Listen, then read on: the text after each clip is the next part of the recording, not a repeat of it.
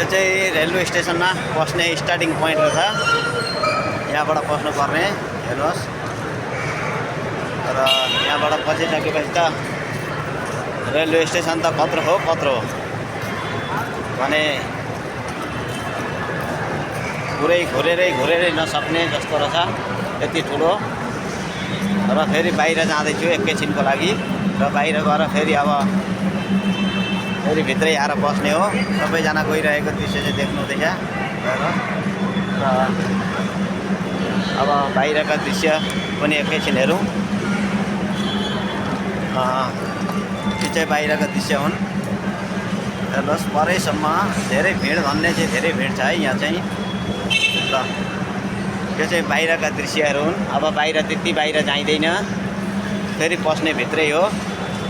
र 7:30 बजेको ट्रेन छ, र 7:30 बजेको ट्रेनमा फेरि यहाँदेखिबाट बेङ्गलोर जानुपर्ने हो। र यता पनि हेर्नुहुन्छ पुरै भिडकै माहौल चाहिँ म हेर्नुहोस् हो।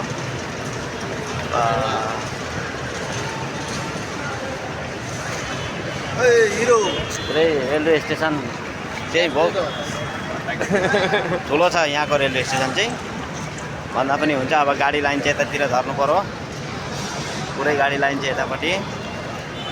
र अब यहाँका दृश्यहरू चाहिँ बनाउँदै जाइँदैछ।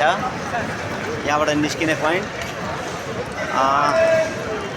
यो चेन्नई स्टेसनमा चाहिँ अलिकति अलमल हुनसक्छ यताउति भन्दाखेरि। अब फेरि भित्रै पस्नुपर्ने। यहाँ चाहिँ अब धेरै एजेड मान्छेको लागि चाहिँ यस्तो खालको टमटम रहेछ। अब फेरि भित्र जाइन्छ, भित्र गएर अब केही दृश्यहरू देखाइन्छ है। र यहाँका भिडियो चाहिँ पुरै हेर्नुहोला। फेरि आउँदाखेरि तपाईँहरूलाई अब सुविधा नहोस् भनेर। र पुरै निक्लिरहेको छन् मान्छे चाहिँ, हेर्नुहोस् कति हेर्न सक्नुहुन्छ जहाँसम्म।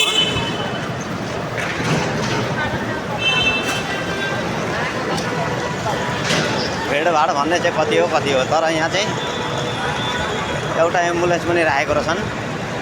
यहाँ चाहिँ अब केही हुन्छ भनेर होला होइन, केही भइहाल्यो भने आपतकालीनमा अब गाडी पनि चाहियो नि त, यत्रो ठुलो रेलवे स्टेसनमा केही न केही हुनसक्छ भनेर। र यो रेलवे स्टेसन चाहिँ धेरैभन्दा धेरै राम्रो लाग्यो।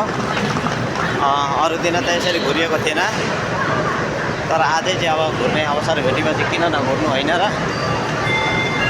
त्यही भएर ट्याङ्का ट्याङ भिडियो पनि बनाइदिएछ।